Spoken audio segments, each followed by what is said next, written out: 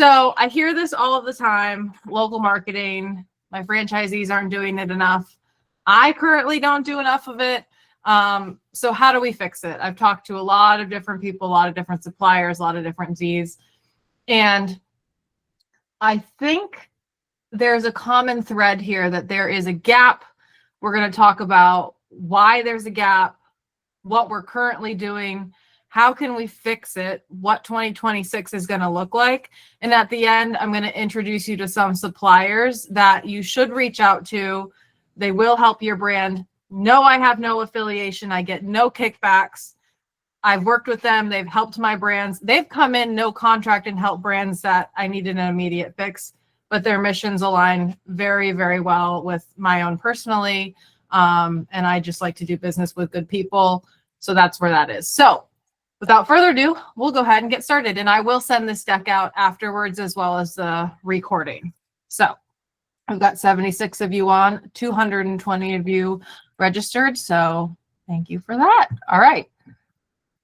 So also, if you see a typo, no, you didn't, because I made that this morning. And anyways, so this is under Catalyst. As many of you know, David Barr and I have partnered up and created a new company called Catalyst. It is marketing and strategy advisors. Think fractional marketing, COO, CMO with a little bit of oomph to it. Obviously, I'm Madeline Zook. I'm a multi-unit, multi-brand franchisee. My husband and I currently have, if you count territories, we've got about 50 to 60-ish units over 5 brands.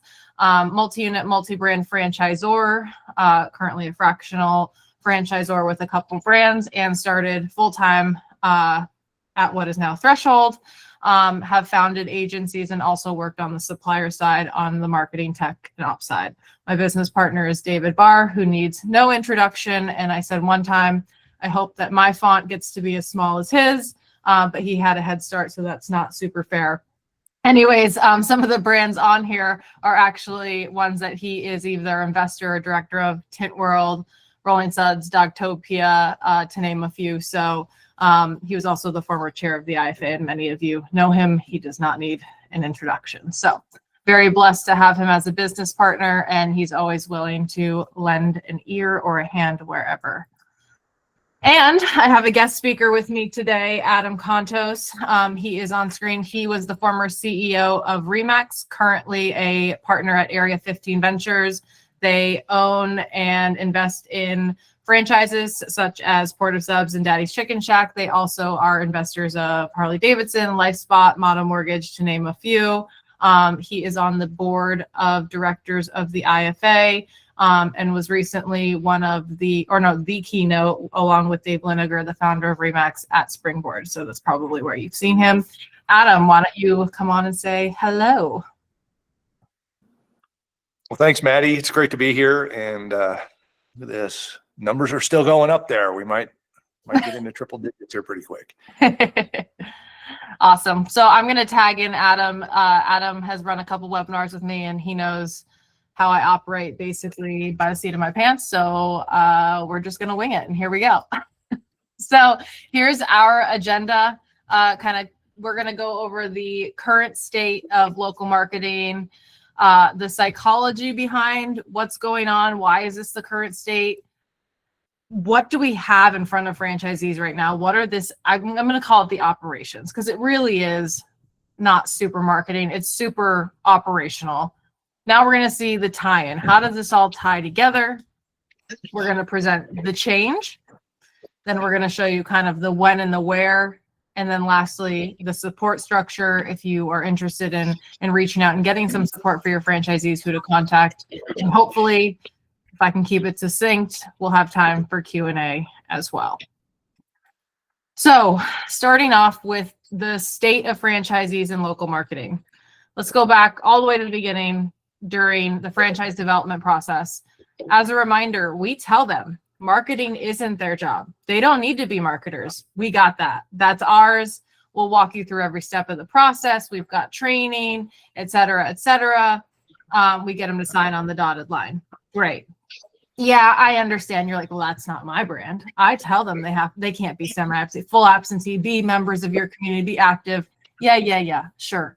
But at the end of the day, we also say, look at all this marketing. It's great. We have you. You've got a business coach. They're not thinking about that real heavy local piece.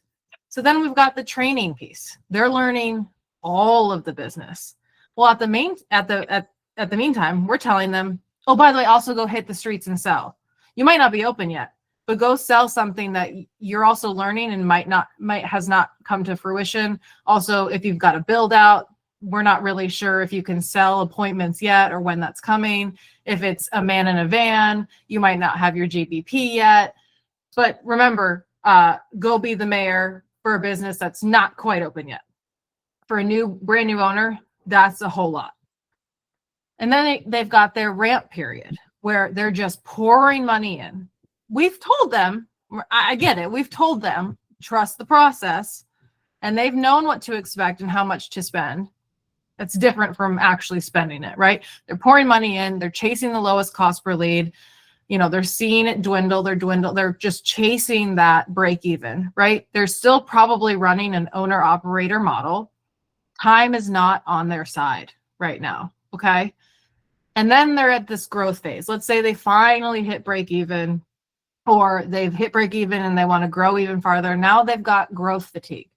They've got spend fatigue. They've got time fatigue. And on top of that, they go back and they say, we are hearing, well, go do more local marketing. Go be the mayor of your community. And something Jimmy from Glass House has said, is he's a franchisee as well. And he said, well, if we're telling every franchisee that, like, how many mayors of the community can there be? Right. And realistically, that can't always be the answer, because quite frankly, that is not the answer. So it's no wonder that they don't do more of it, because that sounds hard, especially when you add real life on top of it. So I've got 3 kids, all under 10, now a puppy, another dog, and a husband who might as well be in between a puppy and a child, right? Plus 5 brands. If you tell me, on a Thursday night, go be the mayor, I'll go to a BNI meeting.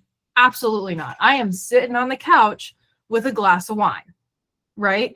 Maybe if you catch me on a good day and you're a really great brand and you say, well, tactically, we can tell you that you normally on average hit $2,500 in referral fees. Maybe then I'm taking a sippy cup. But even then, that does not fit into the everyday flow of my life, especially with 2 of my kids have parent-teacher conferences and 1 kid I got to pick up.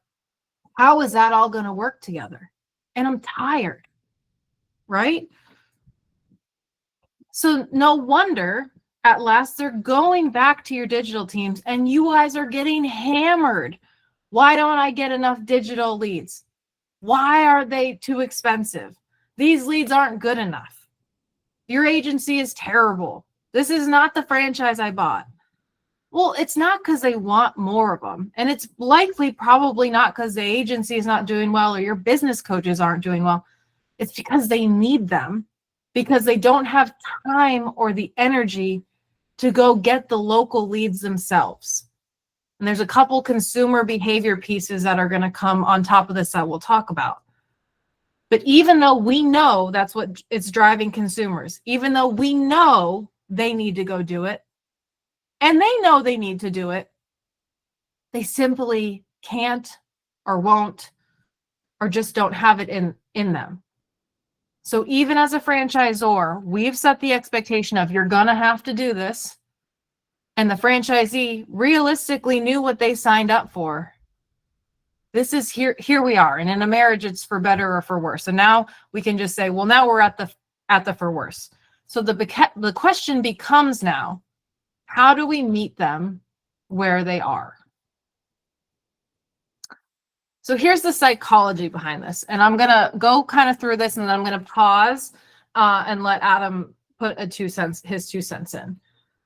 So I took a psychology class on marketing and it really changed how I look at things. And so it was important for me to kind of bring the top 5 takeaways here, because it takes both almost the data and the subjective nature out of it and just goes back to human instinct, which is ultimately what drives most of our marketing decisions as a consumer, right?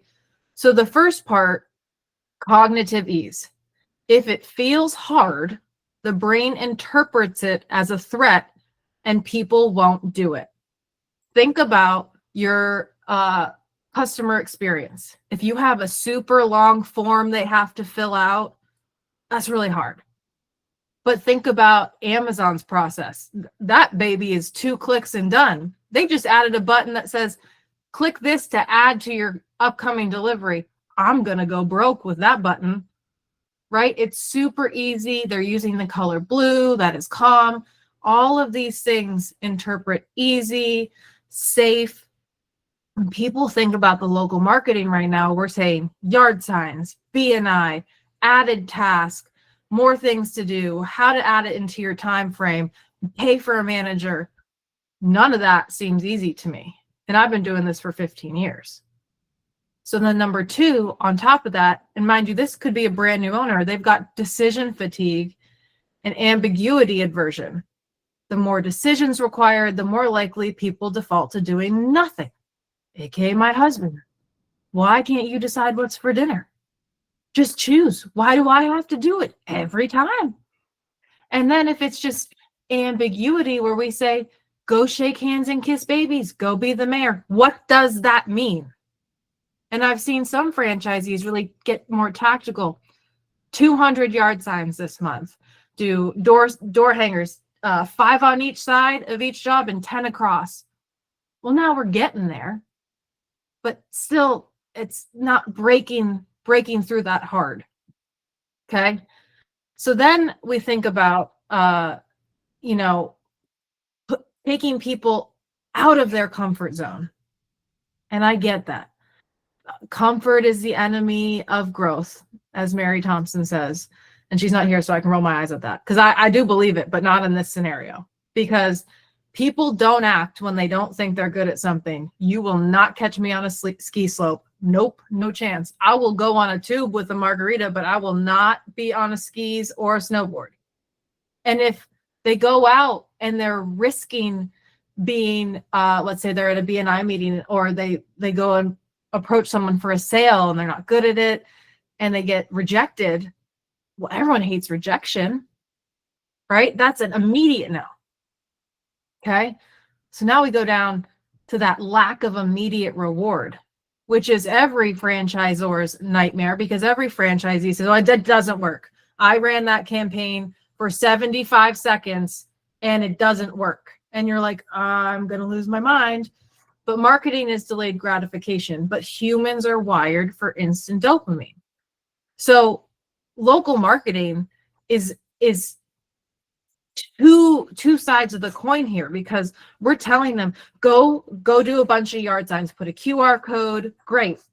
When was the last time y'all just like scanned a QR code and was like, this looks good, I'm going to buy it?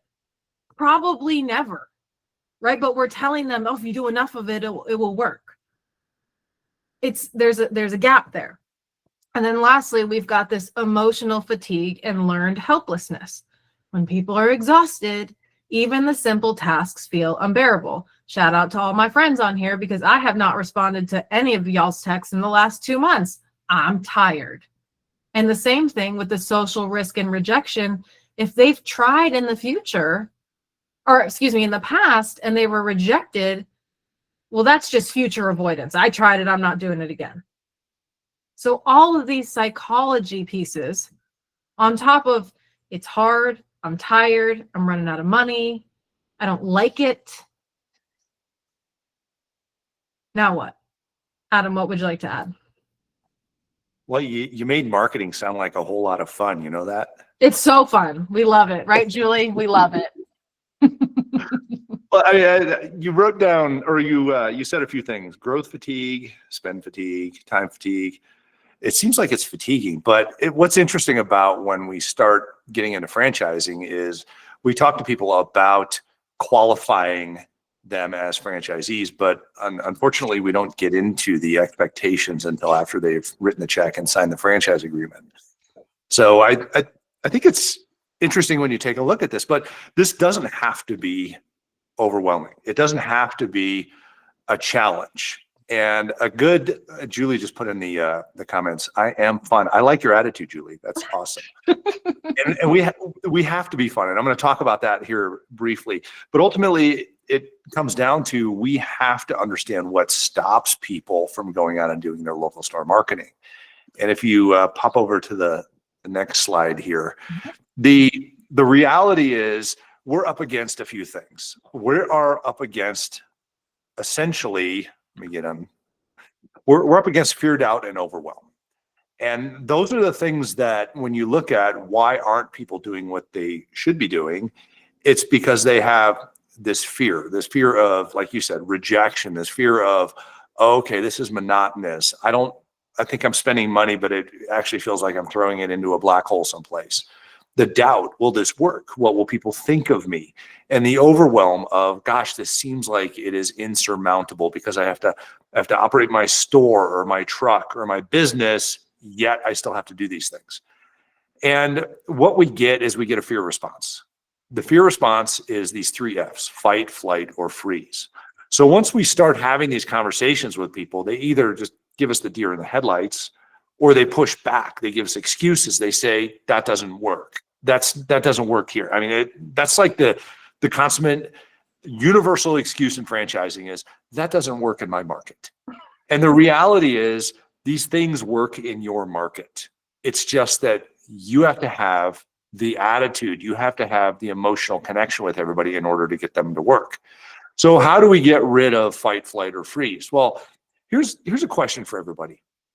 If I said, grab your kid and make a toy, you'd kind of look at me and go, okay, what do we do? And you immediately get this fear, doubt, and overwhelm. My kids too, they don't know how to make a toy, or they're 3 or they're 4 or whatever.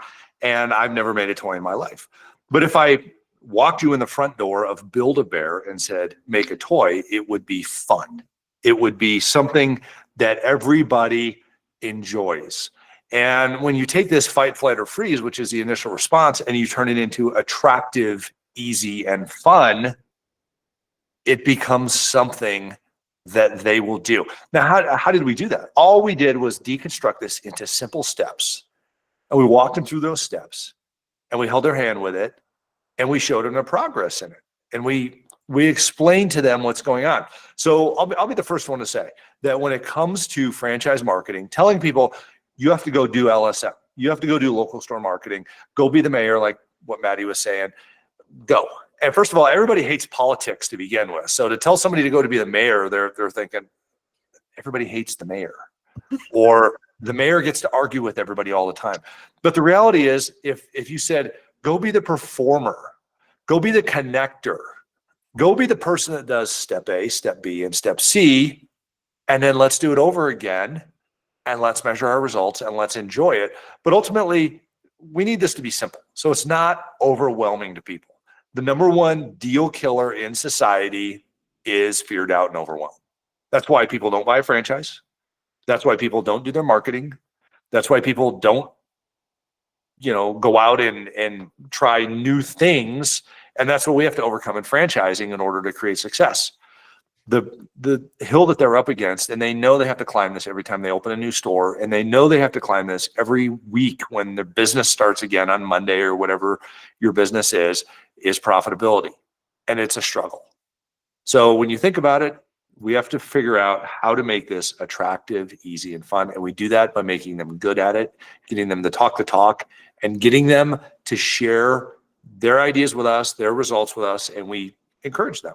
So with that, Maddie, let's keep going. Which is funny because when he was talking to me, he started with attractive, easy, fun. And then he's like, but it starts with FFF. And in my world, I was like, F word, F word, F word. Like that's what I say. And I'm like, oh, all right. That's how we make it. But it turns out it actually stands for something, not that.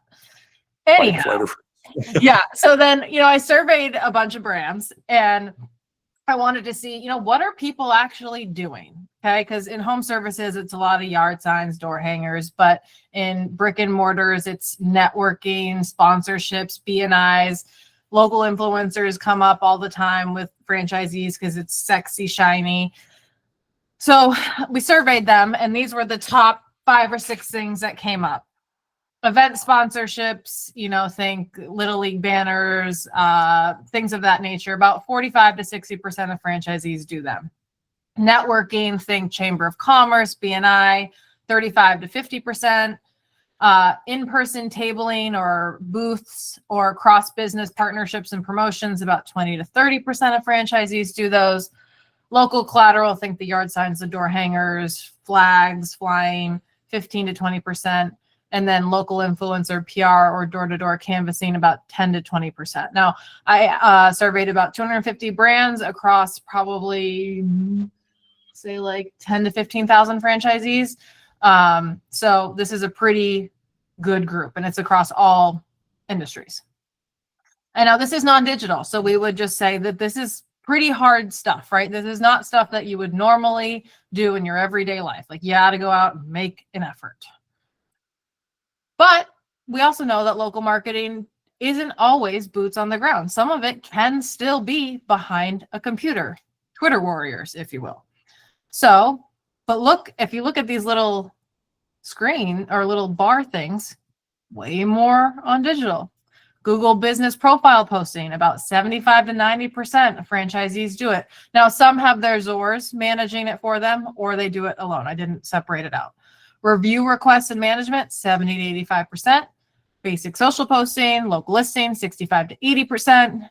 Local community groups, think Facebook groups, Nextdoor, Yelp, 35 to 55%. And then database or cold outreach, email, text, about 30 to 55%. So these are things that you could handle on behalf of your franchisees. There's some really good companies that handle it for you. Consumer Fusion is one of them. I'll talk about them a little bit later. But these are things that I usually call the local SEO set that can be handled. It's still local. It's still interactive. But it's easy. Franchisees want to do it. They want to engage in it, and things that you can support your franchisees holistically at top down. So overall, if we agree that local marketing is essential, and we also agree that franchisees are overwhelmed, so now we're forced to ask, okay, so get to the point, Maddie, like, what's next? We have to shift the point, because the point is, what we're saying is, look, the digital is the digital. I think we all know here, sure, agencies can be a little bit better. Most of them are doing the same damn thing, right? And the cost per leads relatively are going to stay the same. There are benchmarks. Could they be optimized better? Yes. A lot of it is also reliant on things outside of what they're capable of. Your sales conversion rate, your franchisees conversion rate, your website optimization, how much local marketing your franchisee is doing, the organic traffic, etc. But then we say the local marketing, what are we actually holding it accountable for? Because we're saying it should bring in more sales. Or we're saying it's going to just bring in more traffic. Organic or paid, we're not really sure. It's hard to differentiate. So instead of saying local marketing is going to either drive direct sales or it's going to drop your cost per lead blended, what if we reshifted its whole mission? Okay. After we shift the mission or recast the mission, we then find the real life routines in which our franchisees are living. And then we build a simple guide for them. So now we're not tacking on something else they have to do, but adding marketing for our brand or their brand into things that they're already doing.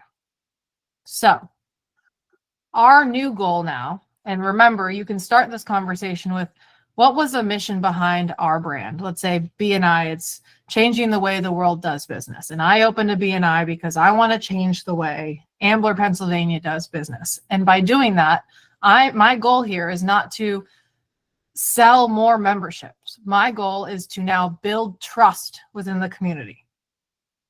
Our reshifting of local marketing is not for direct sales. And I'll tell you a little bit more about that in a couple slides. Our goal is to build trust. And I hope that you guys can feel that a little bit more in your brains like it is in mine. When someone says, here, Maddie, go over to those houses and sell 5 things. I have like hives on my back. But if someone said, hey, Maddie, go meet those people. We got to build some trust. Let them know that you're a good person. Like, it feels lighter. I don't know how to quantify that, but it feels lighter. It feels a little easier. Now we find the real life routines. Who are these people? Who are these franchisees? And these are where your business coaches come into play. And this is where the sales process comes into play. Who did you bring into your brand? Do they have kids? Do they like the gym? Is it health and wellness? What is the demographic of these specific franchisees? What are these easy micro marketing moments that we can weave into their everyday lives? And then how do we build a simple guide for them so that we can make these small moves for habit pairing? Because in 2026, trust is going to be the most valuable form of currency. And here's why. What the data is telling us, and I've sat with Google and I've sat with Meta, ChatGPT and Gemini are cannibalizing organic traffic because the search engines are now becoming answer engines. So less people are clicking on organic and going to websites to find the answer. They just want it told to them. So now it's keyword, instead of keyword sequencing, it's keyword phrasing and sentence phrasing. And what I've been told by very reputable sources is that 90-ish% of the Gemini responses are scanned from reviews. Okay, so all of this to do is now driving your costs for PPC and LSA through the roof. Why? One, because it's a monopoly and Google needs to make up for their loss in ad spend. And 2, because there's just simply less searches. So yes, I believe Google does control those costs and may or may not have had a drink with people who build it and kind of maybe or maybe not have gotten it out of them. But I think we knew that. And so on that, if they're controlling the costs and there's less actual search and research, that's going to drive costs up. So I don't believe that these costs are going to be any lower. And where they don't actually care that they might be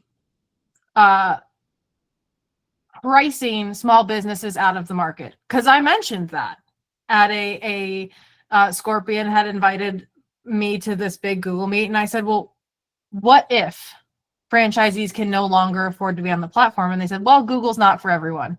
I said, did you just tell me to take my ball and go home? Because it feels like Google is supposed to be for everyone, right? So on that, we know costs are rising, but we also know post-COVID, when nobody could interact, everyone's scared of that again. No one wants to go into isolation. That was depressing. That's why we're moving back into the offices. There is a piece of human nature that has to be in person that people want. So consumers want to do business locally. They want to meet real people and build real relationships. But that's not an instant trust right away. That's not a handshake deal. They want to verify and buy online.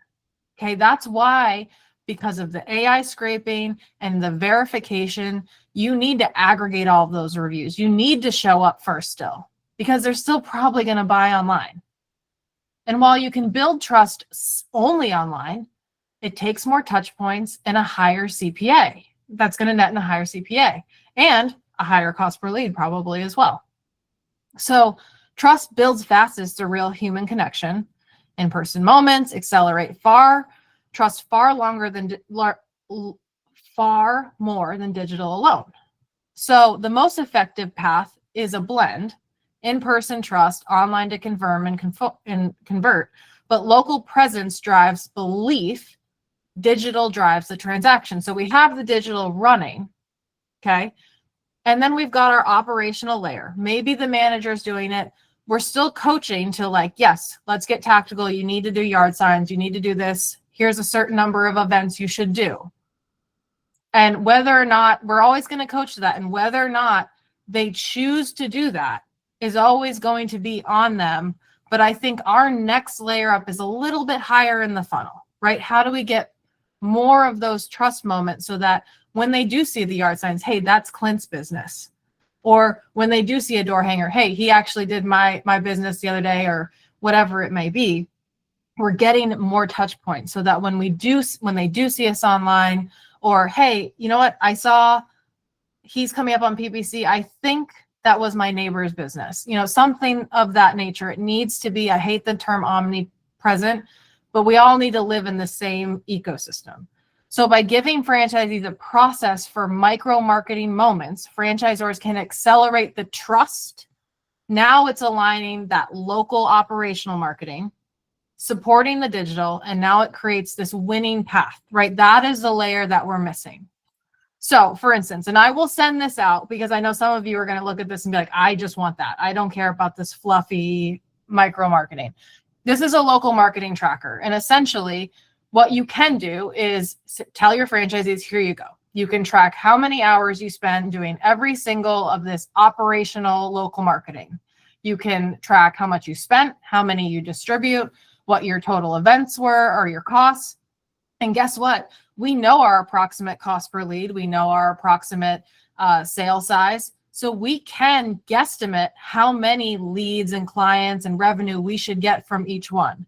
Now, over time, as you gather more information, because it is hard to do attribution, and that's where call tracking numbers come in and QR code scans and promo codes. But over time, if someone follows up on this, you can get real granular with the actual data of, let's say, 8 hours door hanging nets in, $480 cost per acquisition. Great. But I can also tell you that I've probably given this tracker out and coached to it to 4,000 franchisees, and not a single one has done it because it's hard. It's going to take a lot of time. But what if we did something like this? Hey, you guys have 3 family vehicles, and I know that both your in-laws live near each other, and everyone loves that you own a little gym.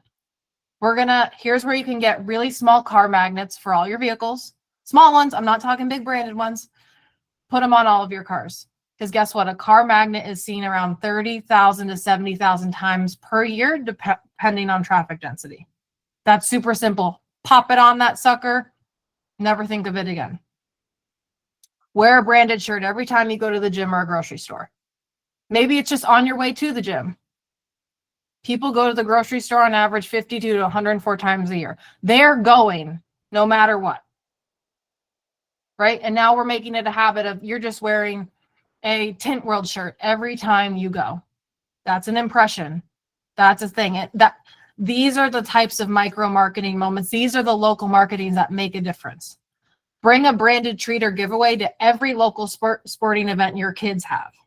Parents with children will attend 20 to 60 sporting events per year per child. Can confirm. These are just games. I'm not even talking about practices, right?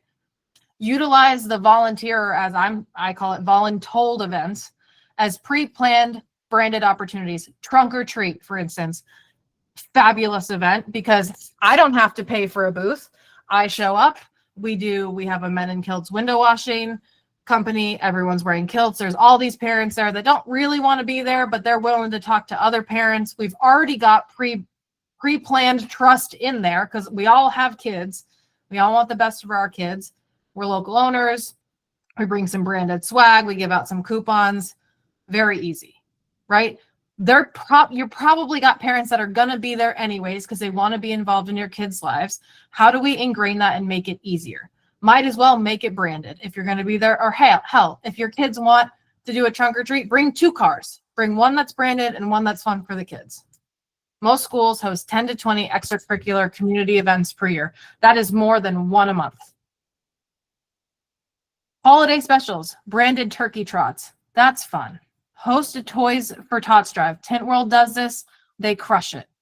Branded cars that join community parades. This is so fun, and not enough franchisees take advantage of this, especially if you are chuck in a truck type. If this is an opportunity for your kids to pile in to any of your branded trucks, they can throw out candy. Usually what we do is we have candy canes and we tag them with, your local owners of XYZ businesses. and we have a QR code, and the kids get to throw them out. They feel so cool riding in daddy's truck, and it's no cost. The other thing is cookie or treat drop off. We've done both ways, where we drop them off to all of our first responders, and we also do it where we drive around our HOA and we drop in all the mailboxes. Probably not legal, sue me, but we put in all of our neighbors' mailboxes, like happy holidays, love your Maid Pro, Men in Kilts, and Patio Patrol. Love 631 Woodbrook. Okay, very, very simple things that the kids are involved. It's fun, it's holidays. Things that franchisees will feel is, what was it? Attractive, easy, fun.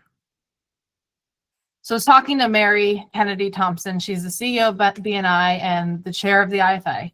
And she said it obviously so eloquently because it's Mary, but marketing should be woven into their everyday life, so natural that they don't even feel like they're doing marketing.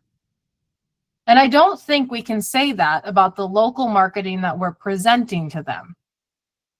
Now, I know some of you are probably sitting here shaking your heads going, well, I've got so-and-so franchisees and they do it and they crush it. And I know those franchisees. Julie, I think I wish I had thought ahead to have you and your franchisees that just did like crazy amount of events and pre-opening had like 100 members sign up. We all know those franchisees and we love them. But I also attribute that to, you know, it's always the top quartile of franchisees. And I always bring it back to the kids and the homework, right? I've got 3 kids.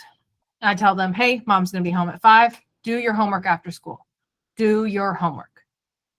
My firstborn, who is an angel, will always do his homework. My other 2 delinquents will never do their homework. It doesn't matter if they're going to get something, if there's going to be a punishment, if they're like not going to do well in school. They just know that within the family, they're going to be dragged along and it'll be fine, right? That's going to be the majority of our franchise system, the top performers, and then everyone else that's like, well, I'm in the system. The franchise will take care of me. It'll be fine. Right.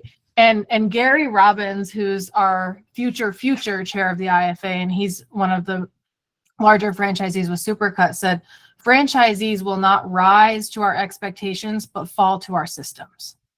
So why not implement another system that can ingrain into their lives that feels like they're not doing marketing, but in reality, it is. So here's some more examples of what I thought were really cool. There's Dave, who owns a youth sport franchise. He hands out free t-shirts to all of the largest dads and uncles because he calls them his literal walking billboards. Danny at QSR says she has 4 kids and she tries to send her kids to school in branded shirts once a week. Mind you, they're under 10, so they probably aren't fighting her on what's cool or what's not. And it actually resulted in them catering a PTO meeting one time. Mary in home services keeps a box of double-sided fans for football games, and she hands them out. And she says people now come up and ask for them. They're a town staple and they're really cheap. And then one time she was door knocking and someone pulled a fan out and said, oh, isn't this you guys? And they made a sale. Jackson, who is auto, and said that every year they clear out the Dollar Tree's pre-Halloween Hot Wheels section. And instead of candy, they put a branded sticker on the car. The kids love it. And they also hand parents a coupon. So these are examples of they're having fun with it. It's ingrained in their everyday lives. This is local marketing. This is building trust. These are real humans building real connections. And when that customer that is still in their ecosystem, still in their sphere, goes and needs and or wants the service or product they're providing, they're more apt to go to them direct or convert on their ad or their organic page because they remember them, they know them, they've had the touch points, and they're already validating the reviews and experience they've had with them.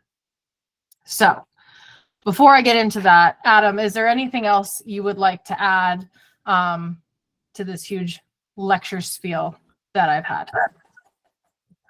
No, I think it's a conversation that needs to be had regularly instead of us just kind of swooping in and going, "Hey, what did you do in your local store marketing?" So, whatever stays top of mind is going to become easier for them. And on that note, the more they are out in their community, like you said, the more trust building that occurs. I like the phrase "presence creates trust," and if our equity in our community is building that trust, then we have to put forth the effort to create that. And if we have those conversations, it doesn't become onerous on the franchisee. It becomes a daily thought. It's like the first time somebody is going to go, they say, "Oh, I want to lose some weight." So they go to the gym once and then that's about it because it's hard. Well, the more they do it, it's not that it gets easier. It's that it gets more palatable to them and they get better at it. So they start to see results. So it's a long haul. It's something that we need to regularly do. And it truly is the difference between profitability and not being profitable in franchising. And what you were telling me before we started about some of the success you've seen in your QSR restaurants of people going out and doing this LSM. Can you talk to me about that a little bit? Right. So, the reality is we all understand that when we depend on brand marketing, the stores in the area that are not doing local store marketing and only depend on the brand marketing are not generally going to be profitable. So what creates profitability? It's the relationships that occur between that store and other businesses and other parts of the community, say like, the high school cheerleading team or football team or something like that. If you're doing something that they would use, like catering or something of that nature. It's also the relationships between your business and let's say, the local strip mall owners or the other local small businesses. Let's say you do, commercial cleaning or window washing or power washing or something like that. Well, nobody's going to come to you and go, "Hey, I'm looking for this," and you happen to do that. So let's do business together. You have to put yourself out there. So in talking to QSR stores, especially those that open new, they're looking for a way to generate revenue, obviously. Just opening up a new business does not automatically generate revenue. I don't care who you are. There's not going to be a line of customers at your door. So you have to go out and create those customers. Doing the local store marketing takes a little bit of effort. We like to recommend that you start with, say, 2 hours a week of going door to door in your community. And people will be like, "I don't have 2 hours." Well, yeah, you do. You're going to find 2 hours if you actually look for it. And they start doing that and they're like, "Oh, wow, okay, this is easy. And I'm seeing some results." And then the next step is, let's take that 2 hours and scale it. So let's do 2 hours 3 times a week. So now we're doing 6 hours. Now that you're doing 6 hours, you're going to start generating more business. And that business is typically going to be some sort of a commercial relationship with those other people that you're talking to in the community. Or it's going to be recurring business because you're going to make such good friends with people out there that they're going to start patronizing your business. Your giving of attention, your giving of these little, unexpected gifts, these, in the real estate industry, they call it pop buys, where you just stop by and give something small, simple, but meaningful to people. It's going to create reciprocity. Anybody in marketing has probably read Dr. Robert Cialdini's book, Influence, and he has another book called Persuasion. If you haven't read those, go read them. He's a Arizona State University professor on social psychology, and he talks about what causes people to do different things, including to do business with you. And all of these things build up to people providing reciprocity in the space, meaning you give things to them, call it 3 to 5 times. They're inclined to want to reciprocate that and give things back to you. That doesn't happen if they don't know who you are and they haven't formed that relationship because of your local face-to-face contact with them and the relationships you built. So all the stuff that Maddie's talking about matters. We just have to get people off of their butts to go out and do these things because it's comfortable to sit in their office or in their store someplace and wait for business. That does not generate profitability. all that does is create expense, the expense of keeping the lights on, paying employees, things of that nature. So we have to be proactive. I'll wrap it up by saying that we have to instill this mindset of being proactive in our franchisees. Thanks, Adam. And at the end of the day, when we're deciding where and when, we have to go back to the mission of trust, right? And we want people to trust us, whether it's with their homes, their children, their pets, their businesses.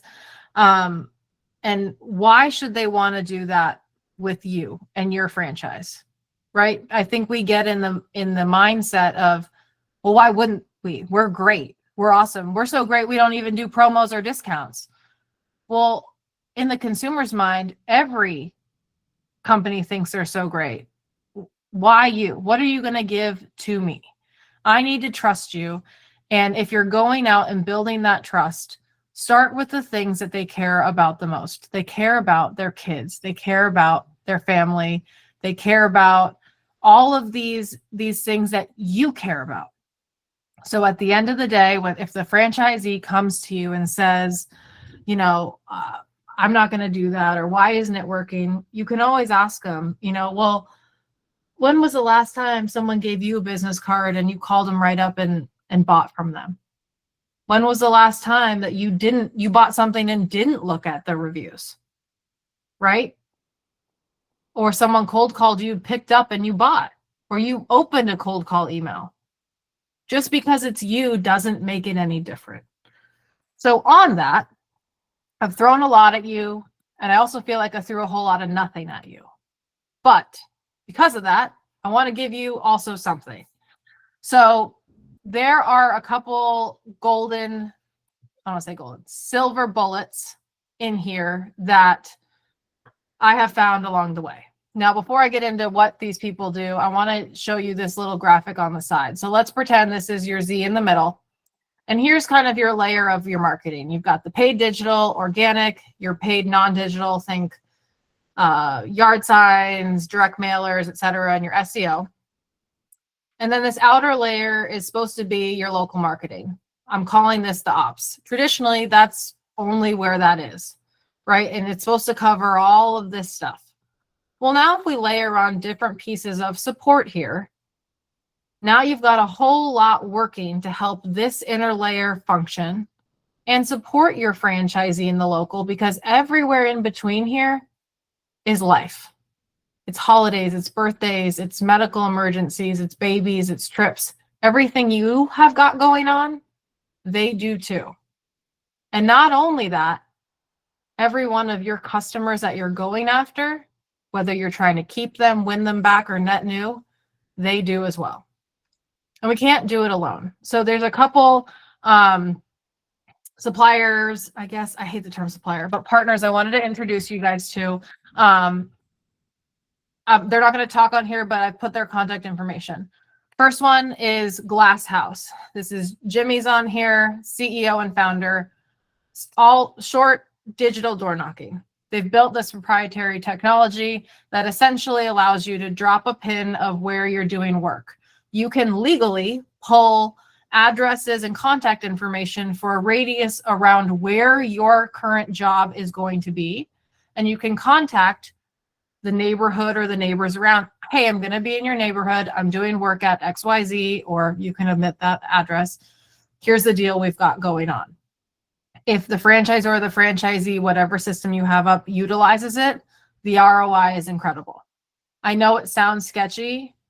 They are all legally compliant. This is not loophole. It is compliant. I have put them through the ringer on my legal team, on their legal team, Supreme Court legal team. Like, it is legal. About 40 brands are utilizing them now.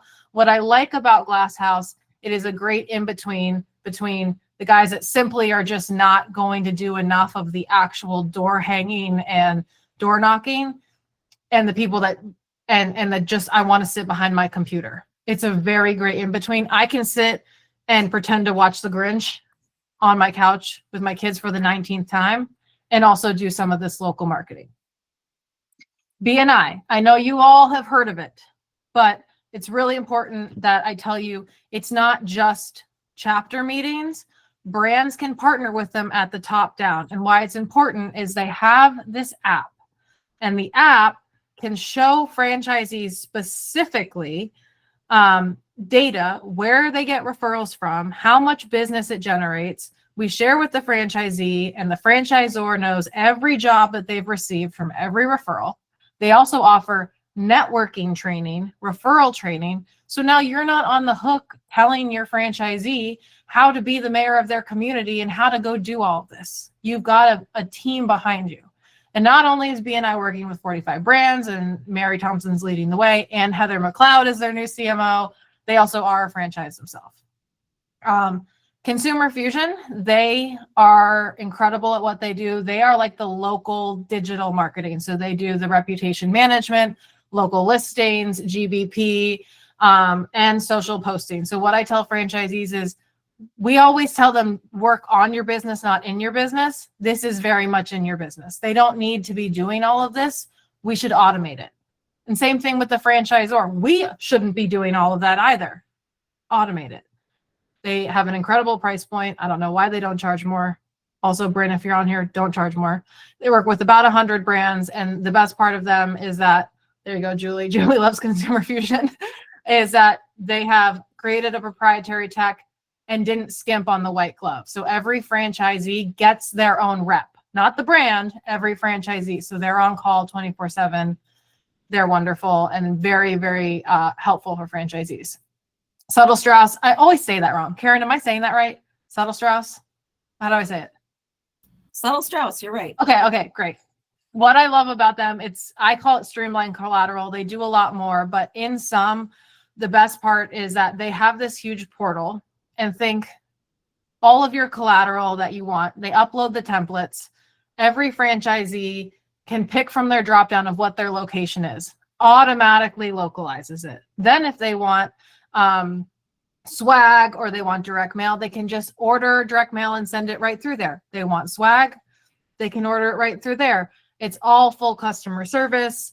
They can also create things in-house. It's full service. It's like Canva plus your own graphic designer plus people who understand franchisees all in one. It's wonderful, and they really help understand what the local needs are. They work with about 60 brands, and I think you said how many end users right now? 14,000. 14,000. So definitely someone to take a look at. And then all of you know, or most of you know, Shannon Wilburn. She was the CEO and founder of Just Between Friends, and now she does Shine Executive Coaching. I call her the extra mile. She currently probably works with around 20 to 30 brands and works with SMB. Sometimes your franchisees, and probably some of those top tier ones, not the middle, but the top tier ones that need a little extra oomph, get them over the hump, or maybe it's your executive team, but just need a little bit more guidance on how to get to that next level. She's been an incredible coach to myself and a lot of franchisees and master franchisees. And so I couldn't promote a human being or a coach anymore. So definitely someone, if you haven't met her, reach out, or if you're looking for someone, a consultant to kind of help get you or some of your Z's to the next level, it's definitely someone to reach out to. Again, there's no kickbacks here. These are just some really great brands that are here to help your franchisees. I've never had anything but wonderful things to say and hear about them. So we've got about 5 minutes left. If you have any questions or comments or things that have worked for you, please throw them in the chat, or feel free to just blurt them out on screen.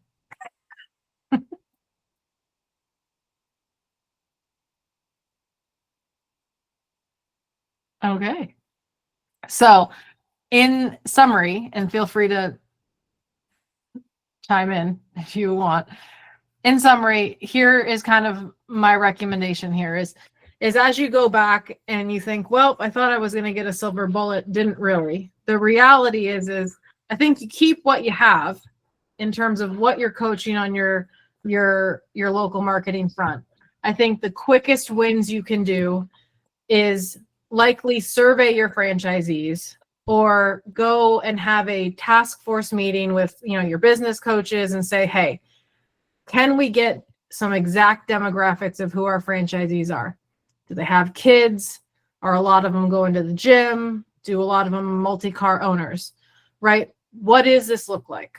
And then if you go back and you think, hey, we're about to send out Christmas gifts, right? And instead of just sending them another bar of chocolate or a branded jacket that they don't need it. And chances are they don't want it, right? Can we send them something that would assist in these micro marketing moments? Is it stuff for their kids? And we say, hey, send your kids to school in this. Try to do it once a week. And here's why. And here's a little simple local marketing guide, something like that. Maybe don't send the guide because that sounds a little condescending, but you see what I'm getting at, marketers, you see what I'm getting at. Something helpful, something tactical. It's not a to-do. It's more like a to-done, right? You're making it easy. You're making it simple. And on top of that, you're building trust with them. They're building trust with their clients. And in turn, you're supporting the greater engine that is the operational stuff that you will always promote, the digital stuff that's happening, and you will never, ever take away from what is franchising, which is the human beings.